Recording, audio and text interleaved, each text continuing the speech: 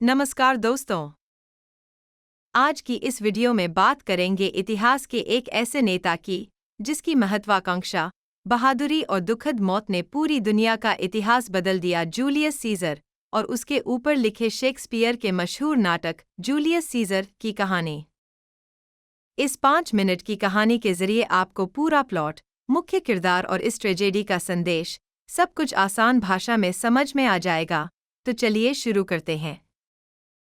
कहानी प्राचीन रोम की है। समय है 44 ईसा पूर्व।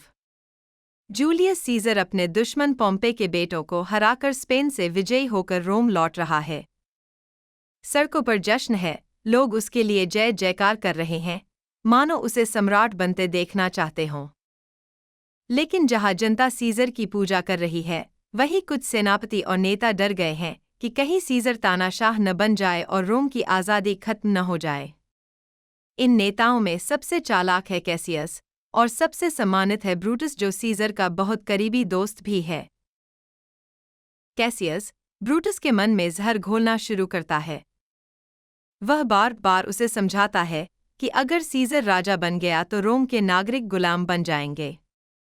धीरे धीरे ब्रूटस के अंदर संघर्ष शुरू हो जाता है, एक तरफ उसका दोस्त सीजर, दूसरी तरफ उसका देश।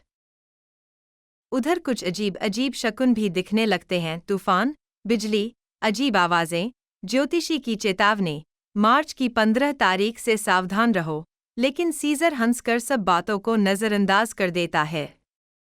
सीजर की पत्नी कैल्पनिया एक डरावना सपना देखती है। वह देखती है कि सीजर की प्रतिमा पर कई घाव हैं और उन घावों से खून बह रहा है, जिसमें रोम के लोग अपने हाथ धो रहे हैं। वह घबराकर सीजर से कहती है कि आज बाहर मत जाओ, सेनेट मत जाना। सीजर पहले उसकी बात मान भी लेता है, लेकिन तभी षड्यंत्रकारियों में से एक डेसियस चतुराई से सपना का उल्टा अर्थ समझाकर सीजर को मना लेता है कि यह तो शुभ संकेत है, लोग तुम्हें सम्मान देंगे। सीजर फिर गर्व और अहंकार में उसकी बात मानकर सेनेट की ओर निकल पड़ता है। सेनेट हाउस के अंदर सारे षड्यंत्रकारी पहले से तैयार बैठे हैं। जैसे ही सीजर वहां पहुंचता है, वे उसे घेर लेते हैं। बहाने से उसके पास आते हैं, विनती करने का नाटक करते हैं और अचानक सब मिलकर उस पर हमला कर देते हैं, बार बार चाकू मारते। शुरू में सीजर बचने की कोशिश करता है, लेकिन जब वह देखता है कि उसका सबसे प्रिय मित्र ब्रूटस भी उसी के खिलाफ खड़ा है और उसी ने भी वार किया है, तो उसका दिल टूट जाता है। वह संघर्ष छोड़ देता है और गिरकर प्राण त्याग देता है। यह पल दिखाता है कि शारीरिक घाव से ज्यादा दर्द दोस्त के विश्वासघात का होता है। सीजर के मरते ही षड्यंत्रकारी घोषणा करते हैं कि उन्होंने यह सब रोम की भलाई के लिए किया है, ताकि कोई राजा बनकर तानाशाह न हो सके। भीड़ पहले तो उलझन में है, क्या सीजर सच में खतरनाक था या उसे गलत तरीके से मारा गया? अब आता है नाटक का सबसे ताकतवर हिस्सा, सीजर की अंतिम क्रिया पर दिए गए भाषण। पहले ब्रूटस जनता को संबोधित करता है। वह कहता है कि उसने सीजर से नफरत की वजह से नहीं, बल्कि रोम से प्यार की वजह से उसे मारा। वह खुद को एक त्यागी देशभक्त की तरह पेश करता है और भीड़ कुछ हद तक उसे सही मानने लगती है। इसके बाद बोलने की बारी आती है मार्क एंटनी की, जो सीजर का सबसे वफादार समर्थक है। एंटनी ऊपर ऊपर से ब्रूटस वगैरह को माननीय कहता रहता है, लेकिन अपने शब्दों, ताने और तर्कों से धीरे धीरे भीड़ का मन बदल देता है। वह लोगों को सीजर के घाव दिखाता है, बताता है कि किस किस ने कहाँ चाकू मारा। फिर वह सीजर की वसीयत का जिक्र करता है, जिसमें सीजर ने रोम के आम नागरिकों के लिए धन और सुविधाएं छोड़ी हैं।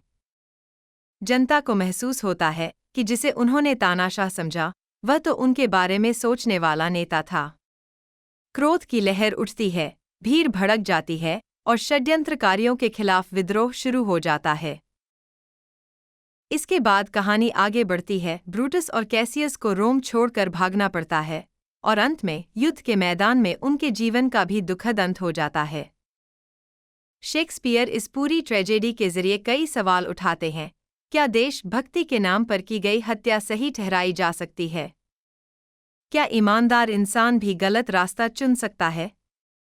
और क्या भीड़ को भाषा और भावनाओं के जरिए आसानी से भड़काया जा सकता है? जूलियस सीजर की कहानी हमें यह सिखाती है कि अति महत्वाकांक्षा और अहंकार इंसान को अंधा कर देते हैं। सच्चा दोस्त वही है जो आपके सामने सच बोले, पीठ पीछे वार न करे। अगर आपको यह कहानी पसंद आई हो तो वीडियो को लाइक और शेयर ज़रूर करें, और ऐसे ही और स्टोरी वीडियो के लिए चैनल को सब्सक्राइब करना न भूलें। धन्यवाद।